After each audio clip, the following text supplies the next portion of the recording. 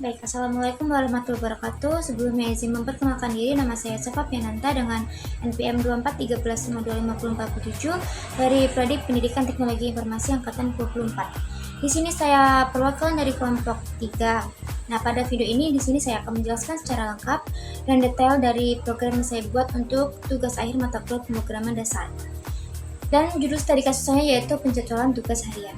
Nah, tujuan dari program ini atau studi kasus ini digunakan untuk membantu pengguna dalam mengelola tugas-tugas hariannya secara sederhana, yang dimana pengguna ini bisa menambahkan tugas baru, melihat daftar tugas yang sudah dibuat, menandai tugas yang sudah selesai, mencari tugas berdasarkan kata kunci, ataupun yang lainnya. Nah, langsung saja di sini saya akan menjelaskan terkait variabel yang digunakan. Di sini sudah ada contoh kode programnya. Yang pertama ini ada variabel tugas list yang memiliki tipe list. Ini memiliki tipe list. Nah, dia itu berfungsi untuk menyimpan semua data tugas yang telah dibuat oleh pengguna. Nah, penjelasan dari list sendiri itu merupakan tipe data yang digunakan untuk menyimpan sekumpulan nilai dalam suatu variabel. Bisa berupa angka, teks, dictionary, ataupun yang lainnya. Dan list ini tuh bersifat terurut dan bisa diubah atau mutable. Lalu untuk variabel selanjutnya ada variabel tugas dengan tipe dictionary. Nah, data berfungsi untuk menyimpan data dari satu tugas, seperti ada nama, deadline, dan status. Nah, dictionary itu merupakan tipe data yang menyimpan data dalam bentuk pasangan kunci dan nilai atau cal value. Cocok untuk digunakan jika kita ingin menyimpan data yang memiliki label atau atribut tertentu. Untuk variabel selanjutnya ada di bagian nama. Ini bagian nama. Nama ini dia memiliki tipe data string yang berfungsi untuk menyimpan input nama tugas dari pengguna ataupun nama tugas yang akan dicari. Nah, penjelasan dari string sendiri itu merupakan tipe data teks yang digunakan untuk menyimpan kalimat, kata, ataupun karakter. Nah, untuk bagian variabel deadline dan status juga dia memiliki tipe yang sama seperti nama juga, yaitu tipe data string. Lalu untuk variabel selanjutnya dengan tipe boolean, ini ditemukan dia memiliki tipe data boolean. Nah, fungsinya itu untuk menandai apakah tugas yang dicari ditemukan atau tidak. Penjelasan dari tipe data boolean itu dia tuh hanya memiliki dua nilai, true, benar, dan false, salah. Dan dia ini cocok digunakan untuk kondisi atau pengecekan. Lalu untuk variabel yang terakhir yang saya gunakan itu ada IDX. Ini for IDX ini. Nah, dia itu berfungsi, IDX ini dia tuh tipe datanya tuh integer. Nah, dia itu berfungsi untuk menunjukkan nomor urut tugas saat daftar tugas ditampilkan di layar. Nah, integer sendiri itu merupakan tipe data bilangan bulat tanpa koma, digunakan untuk menghitung, mengurutkan, ataupun yang lainnya. Oke, lalu selanjutnya ada fungsi ataupun prosedur dalam program penjadwalan tugas harian saya ini. Nah, program saya ini terdiri dari beberapa fungsi, yaitu yang pertama ada ini def tambah tugas ini. Dia tuh berfungsi untuk menambahkan tugas baru ke dalam daftar tugas, yang dimana tuh pengguna akan diminta untuk menginput nama tugas dan tanggal deadline dengan format year, month, dan day. Nah, setelah itu data tugas tersebut disimpan dalam bentuk dictionary ini. Yang berisi tuh dictionary itu ada nama, deadline, dan status. Namanya itu nama tugasnya apa, deadline-nya itu batas waktu pengumpulan tugasnya kapan, dan statusnya. Ini di sini pengaturannya belum selesai. Lalu dictionary ini tuh ditambahkan ke dalam tugas list ini, dan tugas list ini yang berfungsi sebagai database sementara program. Nah, berfungsi untuk mencatat tugas-tugas yang ingin dikerjakan oleh pengguna. Lalu fungsi yang kedua itu ada def tandai selesai ini. Nah, dia tuh berfungsi untuk mengubah status sebuah tugas menjadi selesai. Jadi kayak tugas kita klik sudah selesai. Nah, langkah kerjanya itu program akan meminta pengguna untuk memasukkan nama tugas yang ingin ditandai sebagai selesai. Nah, seperti ini untuk memasukkan nama input, masukkan nama tugas yang ingin ditandai selesai. Nah, jika sudah, status akan berubah dari awalnya belum selesai menjadi selesai.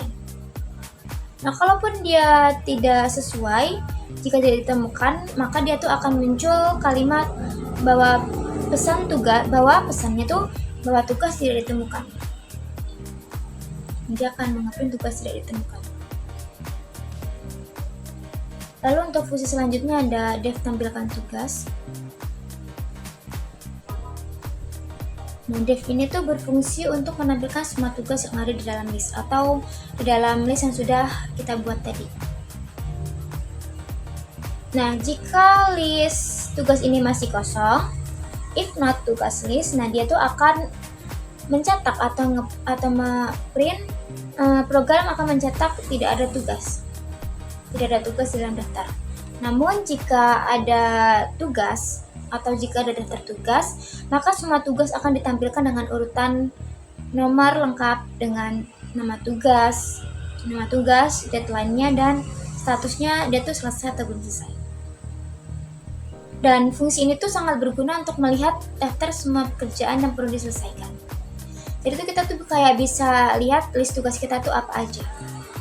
Lalu selanjutnya ada fungsi def cari tugas ini. Nah, dia tuh berfungsi untuk mencari tugas tertentu berdasarkan nama. Di sini kita tuh bisa memasukkan kata kunci nama tugasnya. Kayak word input, masukkan kata kunci nama tugas. Nah, lalu jika sudah, program tuh akan mencari dalam list tugas tuh apakah ada tugas yang mengandung kata kunci tersebut.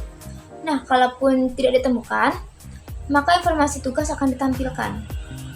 Jika tidak ditemukan, maka muncul pesan bahwa tugas tidak ditemukan. Namun jika mengandung kata kunci, maka informasi tugas akan ditampilkan. Seperti nama tugasnya apa, deadline kapan, dan statusnya tuh sudah selesai atau belum selesai. Dan fungsi ini tuh sangat membantu jika jumlah tugas kita tuh sudah banyak dan pengguna ingin menemukan satu tugas tertentu dengan cepat. Lalu untuk fungsi selanjutnya itu ada fungsi main fungsi main itu fungsi utama yang menampilkan menu dan mengatur jalannya program. Nah, fungsi ini tuh akan terus berjalan dalam perulangan sampai pengguna tuh untuk memilih keluar. Nah, yang dilakukan oleh fungsi main itu apa aja? Yang pertama tuh dia tuh menampilkan menu pilihan kepada pengguna. Ini dia tuh ada pilihan yang pertama tuh ada tambah tugas, lalu yang kedua ada tampilkan semua tugas, yang ketiga ada tandai tugas selesai, yang keempat ada cari tugas, yang kelima ada keluar. Nah, lalu tuh pengguna tuh disuruh milih antara pilih menu 1 sampai 5. Dan jika sudah, seandainya semisal kayak pengguna tuh kayak mau milih menu kedua, maka program itu akan memanggil fungsi-fungsi yang sesuai. Nah, lalu program akan terus mengulang menu itu sampai kita memilih keluar, sampai kita tuh memilih menu yang kelima karena dia keluar. Nah, fungsi ini tuh menjadi pusat kendali utama aplikasi, tempatnya semua fungsi ini dipanggil. Nah, untuk struktur datanya itu pada program penjadwalan tugas harian ini tuh digunakan dua jenis struktur data utama. Yang pertama tuh list dan dictionary. Nah, list itu ada yang dinamai tugas list ini ya. Tugas list ini dia tuh berfungsi sebagai wadah utama untuk menyimpan semua tugas yang dimasukkan oleh pengguna. Nah, setiap tugas dalam list itu tidak disimpan begitu saja, melainkan dalam bentuk dictionary itu. Seperti yang saya jelaskan sebelumnya, nah dictionary itu struktur data yang menyimpan data dalam bentuk pasangan kunci dan nilai atau bisa disebut dengan key value. Nah, setiap tugas yang dimasukkan oleh pengguna disimpan dalam bentuk dictionary yang memiliki 3 informasi penting seperti namanya untuk nama tugas, lalu deadline-nya untuk kapan, dan statusnya. Nah, kenapa sih kenapa sih menggunakan gabungan antara list dan dictionary itu tuh supaya data bisa lebih terorganisir dan mudah diakses. Dan list itu memungkinkan program untuk menyimpan banyak tugas sekaligus secara berurutan bisa diakses berdasarkan urutannya. Nah, untuk dictionary itu tuh membuat struktur data setiap tugas menjadi lebih jelas dan lengkap. Dengan kombinasi ini, program jadi lebih mudah dalam melakukan berbagai operasi seperti menambahkan tugas, menampilkan semua tugas, dan mencari tugas berdasarkan nama dan menandai tugas sebagai selesai. Nah, lalu di sini saya akan mencoba menjalankan program atau terminal di sini. Di sini ditampilkan kalau misalnya saya run program kita.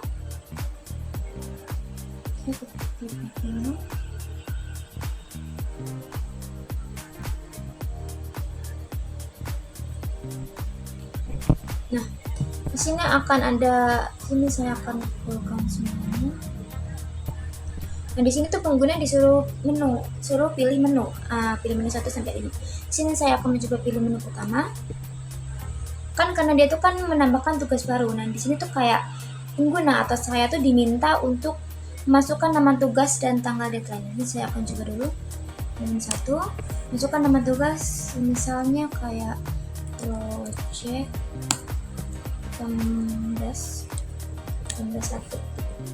Nah, di sini saya disuruh memasukkan deadline tugasnya ini kapan. Ini saya masukkan 2025 bulan 6 tanggal 21. Nah, tugas berhasil ditambahkan. Lalu untuk selanjutnya di sini saya untuk yang kedua ada tampilkan semua tugas. Nah, karena saya tadi cuma masukin daftar tugasnya 1, maka dia akan muncul cuma 1 ya.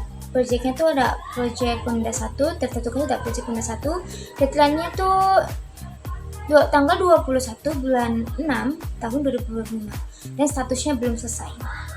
Lalu jika saya ingin menandai tugas selesai, saya akan klik pilih menu nomor 3 ini, 3, masukkan nama tugas yang ingin ditandai selesai. Karena nama tugas saya itu project Pemda 1, di sini saya tulis project Pemda 1. Nah, tugas berhasil ditandai selesai. Nah, karena ini berhasil ditandai selesai, saya di sini coba mencari tugas saya pada bagian pilihan menu nomor 4. Masukkan kata kunci nama tugas. Di sini saya juga masukkan nama Pemdasnya saja, nggak perlu projectnya. Pemdas. Nah, nih dia akan muncul karena tadi kan pilihan menu 4 itu kan suruh masukin kata kunci nama tugas. Nah, di sini saya masukin Pemdas, dia tuh muncul project Pemda 1, deadline-nya tanggal 21 bulan 6 tahun 2025 dan statusnya selesai karena tadi kita udah pilih menu 3 tuh untuk menandai project kita tuh udah selesai. Nah, jika kita sudah selesai, sudah ingin keluar dari aplikasi, maka kita pilih menu yang kelima, itu keluar. Nah, jadi keluar dari program, jadi kayak udah nggak ada lagi. Nah, ketika kita memilih opsi yang kelima ini, tugas keluar ini tuh, program akan berhenti sepenuhnya. Nah, perlu diingat ya bahwa semua data yang tersimpan hanya bersifat sementara. Artinya, ketika program ditutup, semua tugas yang sudah dimasukkan akan hilang karena tidak disimpan secara permanen ke dalam file atau database. Dan secara keseluruhan tuh, program ini memberikan pengalaman interaktif yang sederhana untuk mencatat, mencari, dan memantau tugas-tugas harian. Nah, menu utama ini akan terus ditampilkan setelah setiap proses selesai, sehingga pengguna bisa terus menggunakan program tanpa perlu menjalankannya kembali dari awal sampai mereka memilih untuk keluar. Demikian penjelasan lengkap dari saya mengenai program tugas akhir dengan studi kasus penjatuhan tugas harian. Dan program ini dibuat dengan tujuan untuk membantu pengguna dalam mengatur dan memantau tugas-tugas harian secara lebih teratur dan efisien.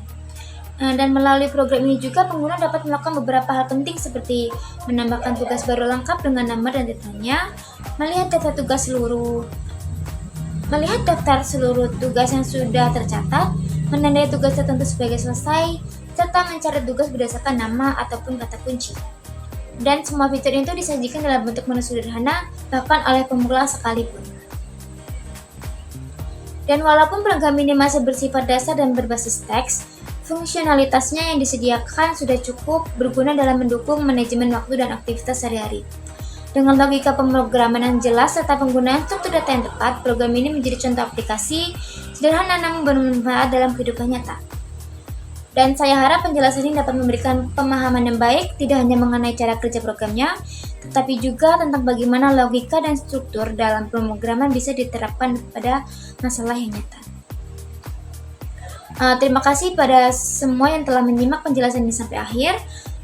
Saya mohon maaf jika terdapat kesalahan dalam penyampaian ataupun penuturan kata saya, dan semoga bermanfaat dan bisa menjadi inspirasi untuk mengembangkan program yang lebih baik dan kompleks di masa depan. Baik, saya akhiri. Wassalamualaikum warahmatullahi wabarakatuh.